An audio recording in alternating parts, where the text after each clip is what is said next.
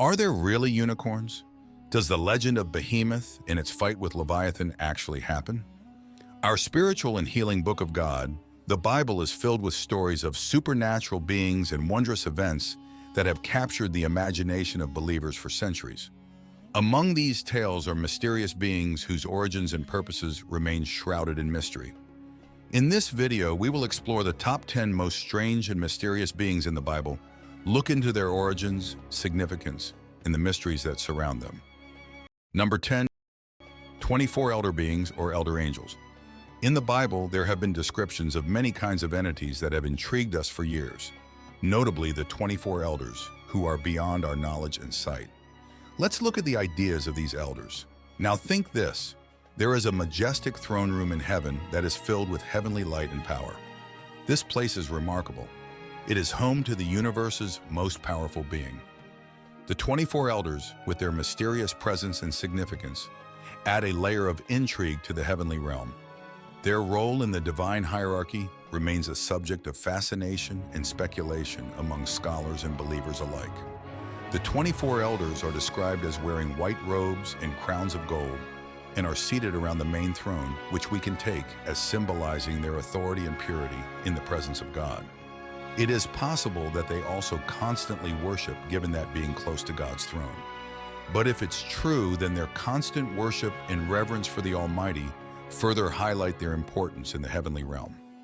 John's journey to the island of Patmos and his following visions, particularly the two for elders, are one of the most exciting episodes in the Bible.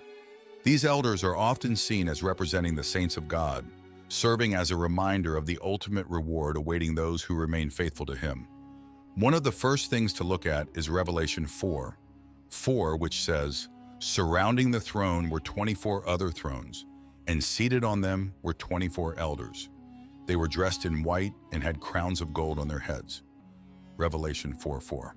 Another revelation says, "Whenever the living creatures give glory, honor, and thanks to Him who sits on the throne and who lives forever and ever, the 24 elders fall down before Him who sits on the throne and worship Him who lives forever and ever." Revelation 4:9-10. We do know where these beings are seated because in Revelation 3:21, it is told, "To the one who is victorious, I will give the right to sit with me on my throne, just as I was victorious and sat down with my Father on His throne." To sit on a throne represents power and authority. The Bible tells us that we are going to rule alongside Christ. Revelations even says that we are seated with Him in the heavenly realms. So this could simply suggest that the 24 elders are a reference to the church. The imagery of thrones and elders in white robes with crowns can also mean or symbolize the believer's future reign with Christ. The elders and the four creatures surrounding the throne bowed down before God at the very end, dropping their crowns and saying, "You are worthy, O Lord, to receive glory, honor, and power, for you have created all things, and by your will they exist and were created." 1. The identities of the 24 elders are not revealed in the book of Revelation. However, it is very likely that they are church representatives. Some people think they are angelic beings, but this is unlikely. It is evident that they reign alongside Christ because they are seated on thrones, and it is usually stated that the church rules and reigns with Christ. In some of the Old Testaments, there is an incident where the prophet Ezekiel saw illuminated beings from a very distance. It was a moment of a spectacular wonder where God made him have this vision. Interestingly, in the book of Exodus, the wheels of the Old Testament are mentioned 108 times, making them second in importance. Here, the wheels we are talking about were part of the vision that the prophet Ezekiel had, also referring to God's divine presence and power. And it is also true that the angel's sight was also seen by Moses while he was walking in the wilderness. You might be thinking, what sort of wheels we are talking about here? Well, the term wheel refers to wheels in ancient Hebrew language, but here we are talking about the wheels of God's throne, and it was seen by Ezekiel. And the vision of Ezekiel is truly worth mentioning here. Let's hear how the story goes. God chooses to temporarily open the heavens for Ezekiel. Now, it is known to be one of the most challenging passages to translate in the Old Testament, which is the account of Ezekiel's first sight or his first vision of seeing these beings. Ezekiel initially describes where he was when he saw his vision. He tries to convey something that cannot be easily defined by using similes and comparing it to other things to get a sense of what it was like. When Ezekiel sees a dark, ominous cloud of lightning and fire approaching from the north, 4 lighted figures shine brightly before the wheels. These figures are described as having human-like forms, but with 4 faces and 4 wings each. The beings are later identified as cherubim, a type of angelic being in Jewish and Christian theology. Ezekiel saw entities that were ultimately known as cherubim. Ezekiel saw wheels that resembled chariot wheels. Inside the cherubim were wheels that moved in perfect unison with the creatures. It was something that didn't require turning and could travel in any direction, according to Ezekiel. Ezekiel's vision of the cherubim and their accompanying wheels is a powerful and mysterious depiction found in the Bible. The description of these beings and their movements is meant to convey a sense of divine presence and power beyond human comprehension. Behold, a wheel was on the ground beside the living creatures. What is more, all 4 shared the same form. They were made with the same craftsmanship and appearance, as if a wheel had been inside another wheel. They didn't turn when they moved. They just moved in any of their 4 directions. They had remarkable tall frames that were covered with multiple eyeballs. All 4 of them had this feature. When the living beings moved, the wheels followed them. And when the live creatures rose from the soil, the wheels did as well. This unique connection between the living creatures and the wheels adds more to the beauty of the scene. It is quite strange because whenever the spirit was about to go, they went in that direction and the wheels rose alongside them. For the spirit-living creatures were living in the wheels. Whenever they moved, and whenever they stopped, they stopped. Ezekiel remained constant among the wheels and the cherubim. Wherever the cherubim went, the wheels went. He reported that the Spirit of God was manifesting in everything that was happening. Ezekiel was also aware of the infinite wisdom of God. The multiple eyes that he saw represented the complete consciousness of God, who sees and knows everything. This great book begins with a vision in which Ezekiel receives a revelation from God about angelic figures. God asked the prophet to be his representative and a guide for the Hebrew exiles. No doubt that it is quite difficult to comprehend the sight and meaning behind what Ezekiel saw. All the details and the vivid imagery in Ezekiel's vision definitely seems weird and strange to us. However, overall, the whole visionary experience can be taken as symbolic because the surreal elements we discuss, the bright beings, wheels, and angelic figures, all suggest the divine God's chariot, or also known as throne chariot. And from the exploration of Ezekiel, we get that it was moving. It is possible that this takes over from the given reality. The world in heaven may not be filled just with dazzling, shiny, white, fully clad people. There may be creatures with multiple eyes and wings, moving in ways that defy human understanding. It's possible that some of the creatures recorded in the Bible are found to be beyond human comprehension. Number 9, Behemoth. The enigmatic beast roamed the earth with a presence that struck fear into the hearts of all who crossed its path. The idea of coming across such a creature in person is both terrifying and definitely overwhelming. Its massive size and sinister form, looming in the distance, would surely send shivers down anyone's spine. The mystery and power surrounding Behemoth make him one of the most fearsome figures in biblical myths. The creature is mentioned in the book of Job, and according to this book, the Behemoth was an enormous, devouring creature that cannot be tamed or controlled by any human being on earth. Only God can control him, so this creature just knew to listen to God. The Behemoth's strength and ferocity are emphasized in various religious texts, further strengthening its image of untamed power and chaos. Its depiction as a force greater than human strength does make us think of the limits of our mortal limitations in the face of such beings. But was the Behemoth always like that? Or he was made into such a creature as a punishment from God? Well, for that, you got to hear the whole story, because scholars and historians claim to have found the origin story of this enormous creature, or how it became like that. Once there was a man named Job who used to live with his extended family and with a great number of books. Job was an upright and a faithful man who always strived to live and lead a moral life. He had a very strong relationship with God, and God was very happy with him and even praised the goodness of Job to Satan. But being an arrogant brat, Satan never agreed with God about Job. Since Satan has never believed in goodness, he came up with a very wicked idea to destroy Job in front of God. In this way, God would also leave Job. Satan claims that a job is only upright because God gave it to him. Satan challenged God, claiming that if he were given the authority to cause misery, his job would change, and he would curse God. God enables Satan to bring down Job in order to put his bold claim to the test, yet he keeps Satan from killing him. Despite his many trials and tragedies, Job remained devoted to God, never cursing him. Despite his many trials and tragedies, Job remained devoted to God, never cursing him. In a single day, Job gets 4 reports telling him that robbers, natural disasters, or invaders killed his sheep servants and 10 children. But the breaking point eventually came where Job gave up. During his suffering, Job shreds his garments and shaves his head, but he continues to glorify God in his prayers. Satan reappears in heaven, and God gives him another chance to prove Job is worthy of testing. Job curses his birthday, comparing life and death to light and gloom. He wishes he had never been born and that his birth had been kept a secret, since he believes that life just adds to his suffering. He asks why God judges individuals based on their behavior when he can easily rectify or forgive them. Job is concerned as to how a human being may completely satisfy God's justice when his ways are invisible and beyond human comprehension. The experience pushes Job over the edge, which makes him bitter, nervous, and afraid. He complains that he and many other good men suffer while evil people prosper, and that this is unfair to God. Now Job is completely broken and hurt. He wants to face up to and disagree with God, but he can't find him. He believes that wisdom is hidden from humanity, but he chooses to pursue it while fearing God and avoiding evil. Ultimately, God chooses to interfere. Job pleaded to God multiple times to have a discussion with him, and finally, he had been heard by God.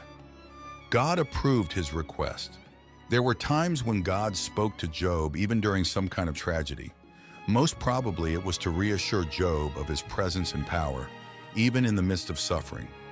When God talks with Job during a storm, he addresses him in an amusing way.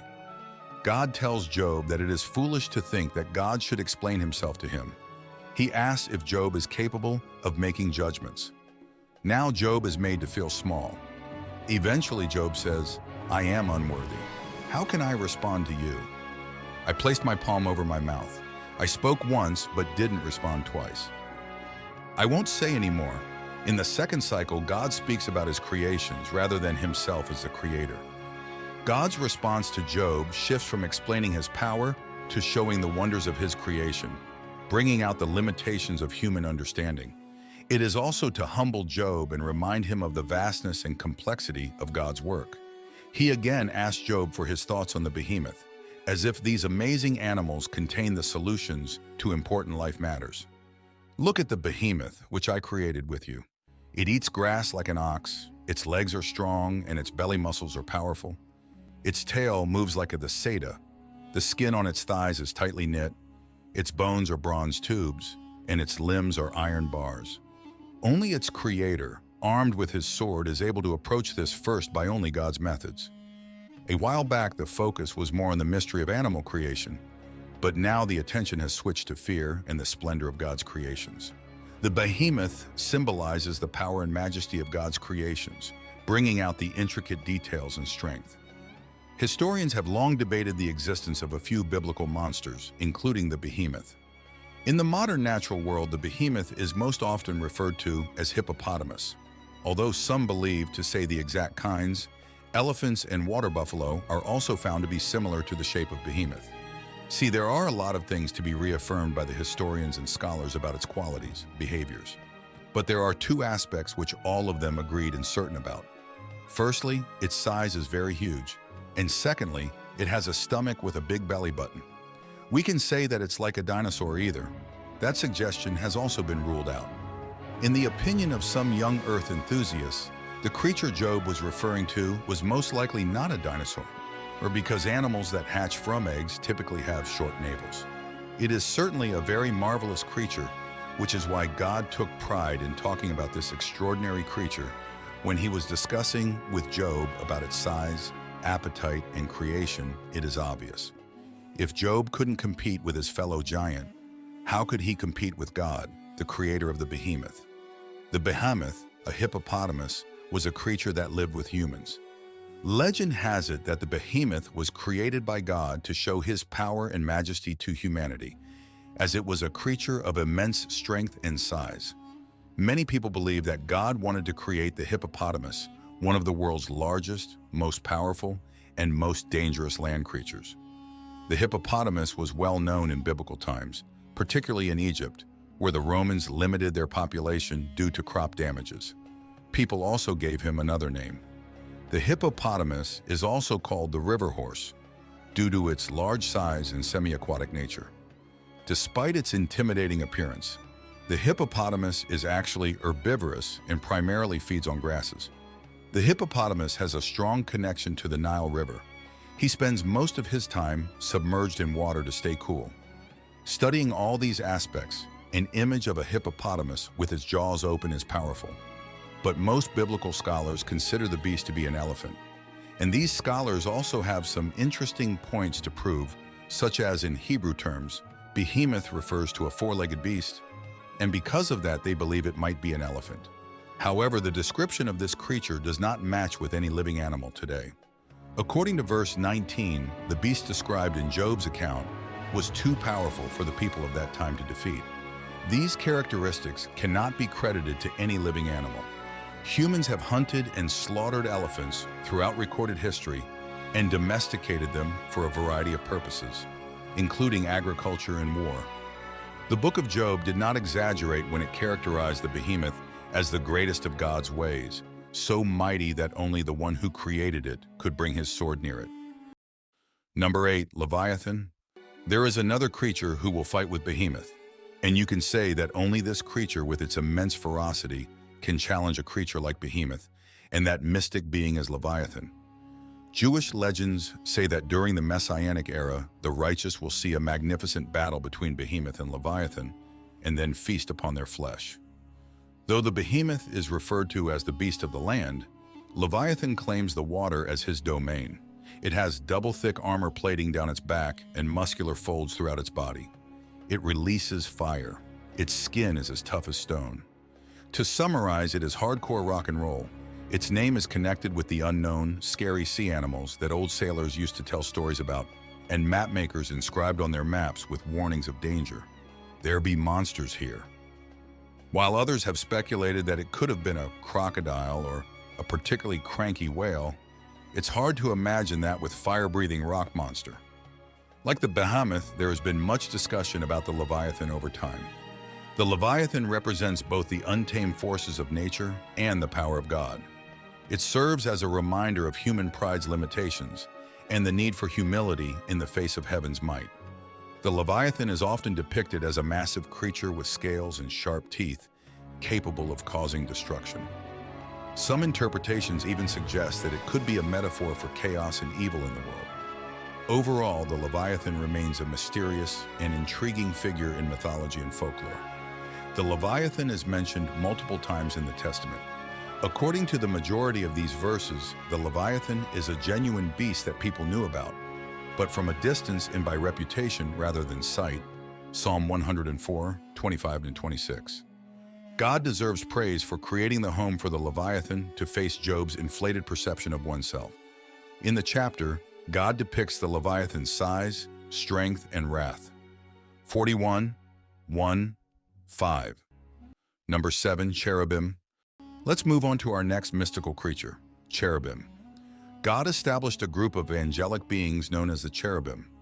The Bible describes them as the first angels that arose after Adam and Eve fell, according to the angelic hierarchy. The Bible records the events in the Garden of Eden, where people violated God's command not to eat from the tree of knowledge of good and evil. It was likely that Adam and Eve would extend their hands and also take from the tree of life and live forever. As a result, they were expelled from their earthly paradise. But what would prevent Adam from returning to the garden and disobeying God again? The answer is given in this verse, Genesis 3:4. Hence another Genesis 3:24 states, "So he drove out the man, and he placed at the east of the Garden of Eden cherubims, and a flaming sword which turned every way to keep the way of the tree of life." This passage indicates that cherubim were placed to guard the entrance to the garden, preventing Adam from returning.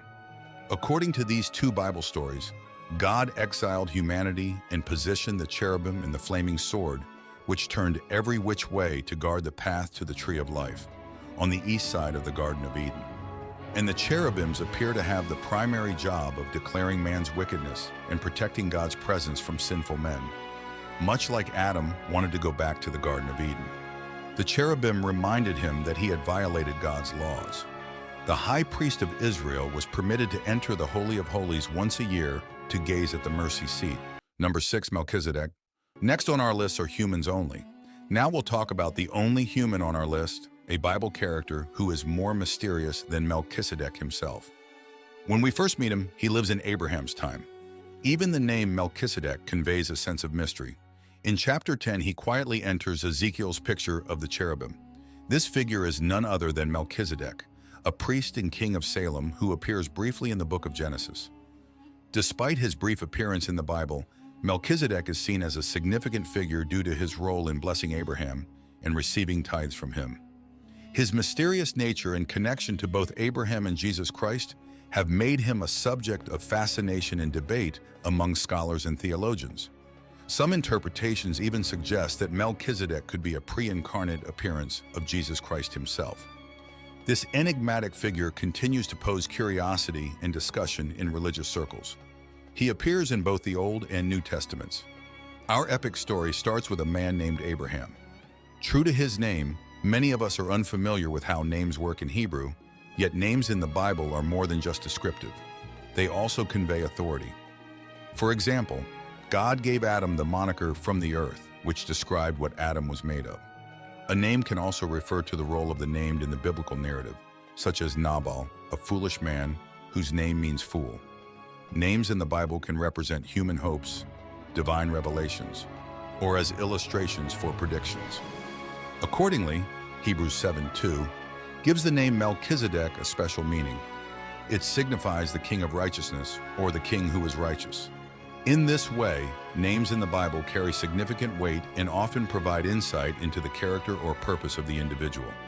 This is why understanding the meaning behind biblical names can deepen our understanding of the stories and messages within the text.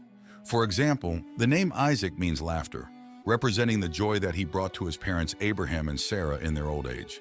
Similarly, the name David means beloved, showing his special relationship with God as a chosen king of Israel. This name suggests that the person who carries it is a fair and moral person. It is a fitting name for a monarch or leader who stands for morality and equity in their dominion. The name Melchizedek also carries a sense of peace and divine wisdom, reflecting the character of Jesus as the Prince of Peace. It symbolizes a leader who brings harmony and spiritual enlightenment to those around them. Jesus is also the King of Peace. In his prophecy about the future Messiah, Isaiah offers the second piece of information regarding Melchizedek that is found in Genesis 14. Isaiah describes the Messiah as a ruler who will bring justice and righteousness to the world. Much like Melchizedek, he served Abraham with food and wine as a priest of the Most High God. According to Genesis 14 and 18, he was the priest of the Most High God. According to the holy books, there is only one God who is the highest. This term is given to the God Abraham adored. He alone presided over all gods and was the one before whom all gods should prostrate. Melchizedek's priesthood was a higher one than that of Aaron and the Levites. Melchizedek's priesthood was unique in that it arrived before the establishment of the covenant priesthood. This mysterious figure continues to be a symbol of divine order and grace in various religious traditions. Melchizedek's priesthood is often seen as a foreshadowing of the priesthood of Jesus Christ in Christian theology. His significance extends beyond the pages of Genesis, resonating with believers across different faiths. Listen to this story. The highest God gave Abraham the ability to defeat his adversaries. The order and mystery of Melchizedek are used to explain Jesus, the man who had no beginning or end. Number 5, Angel of Death. We all have heard about them because in the Bible there are many times where these angels are mentioned. However, the interesting fact about these angels is that they are not called or written specifically as angel of death. From the Bible, we get to know that there are two kinds of angels. So let's find out who really are the infamous angels of death. We must also remember that God will eventually eliminate death itself, Revelation 20:14. Whether or not he put a single angel in charge of death or escorted us from one life to the next, we must understand that that angel's duty will be dated after Christ returns. Although it is fun to think about, it will be less important in the future than other issues. The concept of death and angels is complex and multifaceted. It is a topic that will continue to intrigue and challenge our understanding of the afterlife. The idea of an angel of death may vary in different religious and cultural beliefs. God sent angels, or celestial messengers of some sort, to earth to carry out justice on sinners. This entity is called a destroying angel in some Bible translations. There is no clear biblical evidence that any one angel was given the titles destroying angel or angel of death. The most we can conclude is that the Bible's mentions of a destroying angel relate to a heavenly being or creature sent to destroy people under God's punishment. Exodus has a chapter for individuals who are familiar with the angel of death, since the Egyptians refused to free the enslaved Israelites and continued to torment them. Odi brought them various plagues, the most fatal of which was the last plague. The final epidemic features the angel of death. Exodus 11:1-2. The Lord then told Moses, "I will bring another plague upon Pharaoh in Egypt. After that, he will let you go. When he lets you go, he will almost certainly drive you out of here totally." Egypt was about to face the 10th and final plague, the killing of the firstborn. Moses' instructions to the Hebrews included this warning: when the Lord goes through the land to strike down the Egyptians, he will see the blood on the top and sides of the doorframe and will pass over that doorway, and he will not permit the destroyer to enter your houses and strike you down. Exodus 12:23. Some additional versions use angel of death, GNT, or death angel, NLT, instead of destroyer. This creature is referred to as the destroyer of the firstborn in Hebrews 11:28. Egypt recently had 9 plagues, and more national tragedies are on. So Moses said, "This is what the Lord says about midnight. I will go out into the midst of Egypt, and all the firstborn in the land of Egypt will die, from the firstborn of Pharaoh who sits on his throne, to the firstborn of the slave girl who is behind the mill, and all the firstborn of the cattle. There were wars in the past, and there will be more in the future." That night history was made because the people believed in the man of God and followed God's plan. The Lord then informed them, but Pharaoh disobeyed and exposed himself and his people to the Lord's wrath the night that no one slept. Exodus 12:29-30. And it came to pass at midnight that the Lord struck down all the firstborn in the land of Egypt, from the firstborn of the Pharaoh who sat on his throne to the firstborn of the prisoner who was in the dungeon, and all the firstborn of the cattle. Pharaoh rose up at night along with all his servants and all the Egyptians. There was a great cry in Egypt, for there was not a house where there was not someone dead. Even the king, the clammy fingers of death, plagued them like a terrible affliction, yet they did not harm any of God's people. According to God's word, there was not a single residence in Egypt where no one died. It was a terrible night. That night, a large crowd marched through the streets towards the border, accompanied by the sounds of wails and the screams of mourning Egyptians. The best we can conclude is that references to a destroying angel in the Bible are not of a destroyer, but rather of a celestial being, or being sent to destroy those under God's judgment. In Hebrews 11:28, for example, some translations use the angel of death, although this being is, interestingly, referred to as the destroyer of the firstborn. The original Hebrew text of Exodus 12:23 does not mention an angel. Rather, it states that the destroyer, the one who does harm or inflicts damage, will murder Egypt's firstborn. Psalm 78 summarizes the plagues in Egypt as the release of a band of destructive angels. The term angel is used here, however, it does not refer to any individual angel. From that morning until the end of the specified time, the Lord sent a destroying angel, a celestial messenger, to bring destruction to the Israelites as a result of David's sorrow in gathering upon Israel, and 70,000 people died. The Lord sent a plague on Israel from that morning until the end of the time designated, and 70,000 of the people from Dan to Beersheba died. When the angel stretched out his hand to destroy Jerusalem, The Lord relented concerning the disaster and said to the angel who was afflicting the people, "Enough, withdraw your hand." The angel of the Lord was then at the threshing floor of Araunah the Jebusite. When David saw the angel who was striking down the people, he said to the Lord, "I have sinned."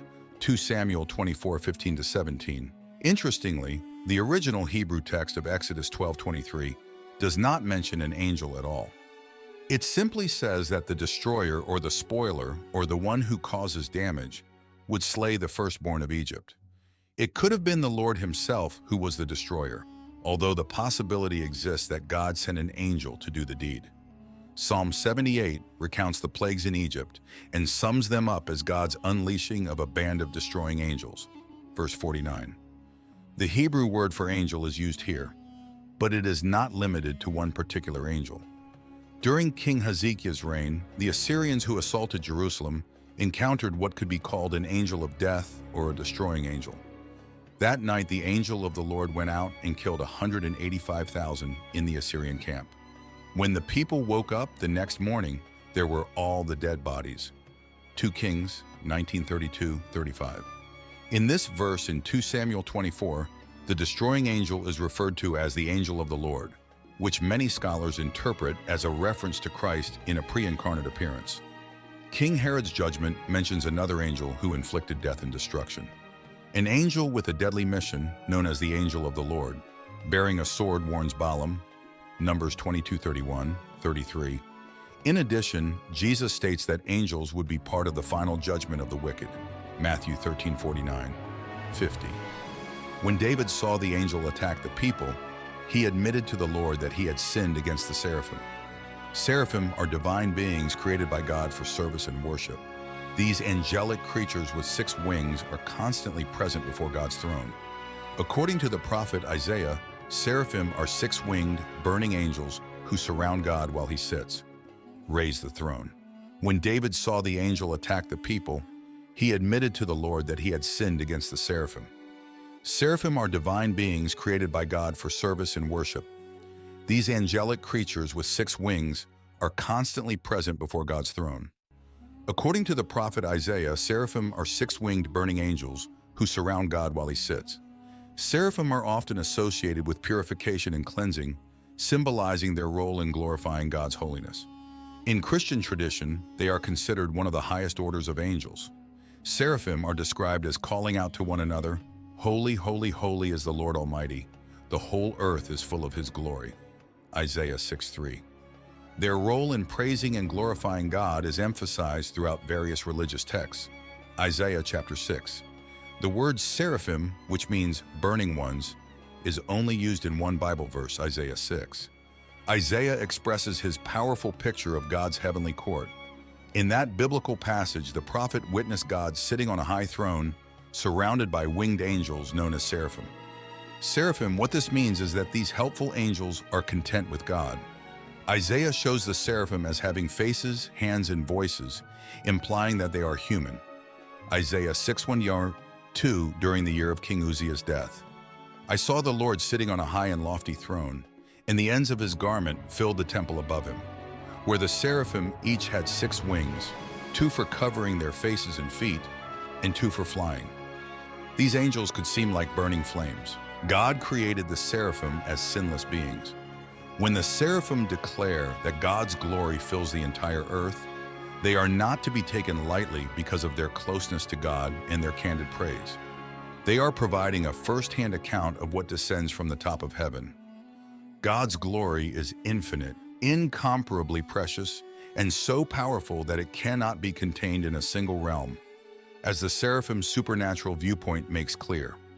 His glory explodes through heaven, unfolds across the spiritual realm, and overflows throughout the earth, giving us a glimpse of a holy God. To be holy is to be different and revered. When it comes to demons, it is apparent that demons share personality traits. When referring to one another, both Christ and the devils use personal pronouns such as me, I, and yours. The demonic spirit within the possessed man, rather than the man himself, was responsible for the demonic possession, which occurs when a spirit resides within a human body and expresses its own personality through the host body's personality. This suggests that demons have their own distinct personalities and identities separate from the humans they possess. It also implies that the demonic possession is a result of the demon's influence rather than the individual's actions or choices. This further supports the idea that demons are not just evil forces, but rather unique entities with their own characteristics and traits. The presence of personal pronouns in their interactions also indicates a level of individuality and consciousness among demons. This challenges the idea that demons are solely malevolent beings, as they are capable of forming connections and expressing themselves through possession. People often participate in occultism or demonic practices because something appears to work, yet it is not anything in activity, but rather someone in action, a demonic spirit. The spirit also enabled her to perceive sensitive facts through divination or pretense. From 16:17, demons are spiritual beings. Demons are spirits that have no physical form. Demons are spiritual beings who occur solely from the issues they cause. Some are more sinister than others. The Bible mentions degrees of wickedness among demons. When the demon went, Jesus claimed to be casting it out. The Bible says that even though Satan had bound individuals, Jesus proved his authority by defeating his evil forces, liberating the captives, and dividing Satan's plunder.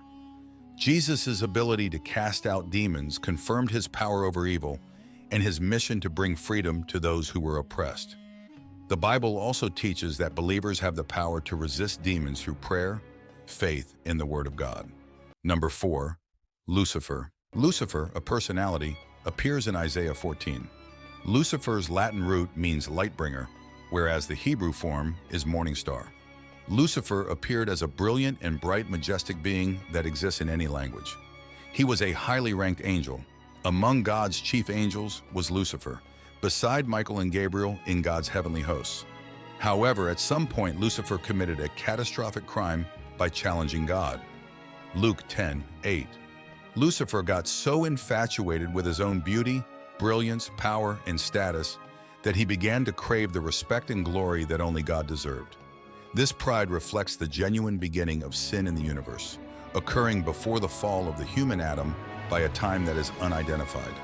He continues to seek to destroy the many kinds of authority that God has established in the church and around the world.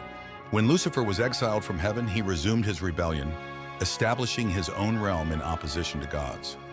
Lucifer's pride over his beauty caused him to be exiled from the Mount of God. The story of Lucifer's fall is described in two key Old Testament chapters, Ezekiel 28 and Isaiah 14. Pride. The first sin occurred in heaven, not on earth. It wasn't drinking, adultery, or even lying. It was a source of pride. It remains the greatest sin of all. Many churchgoers would never consider committing adultery or getting intoxicated, but they are readily swayed by pride without realizing how dangerous it is. Lucifer was so lovely that he felt proud of himself. His pride completed Lucifer's transition into Satan. God had given Lucifer power, authority, intelligence, and knowledge, but his misguided mindset twisted those blessings into weapons for his own death. Lucifer's pride led to his downfall, and he was cast out of heaven as a result. Isaiah 14:12. 5 uncovers the motivation behind Lucifer's disobedience. Lucifer desired to be on the same level as God.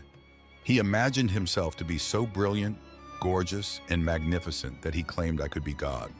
According to the scriptures, Lucifer weakened the loyalty of 1/3 of God's angels, drawing them into his rebellion and fall biblical.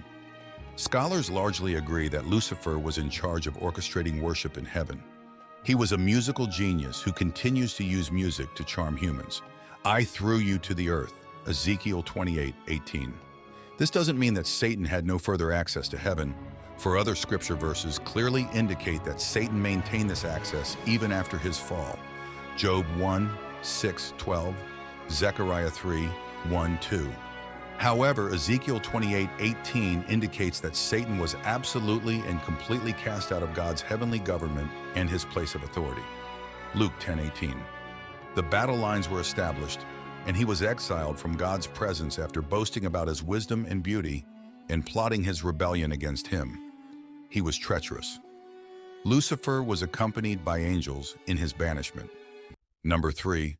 The first beast of Revelation. It is also known as the beast of the sea because of its maritime origin. The first beast described in Revelation 13, 1 symbolizes Satan's deceptive and destructive nature, emerging from the depths of the sea to wreak havoc on humanity.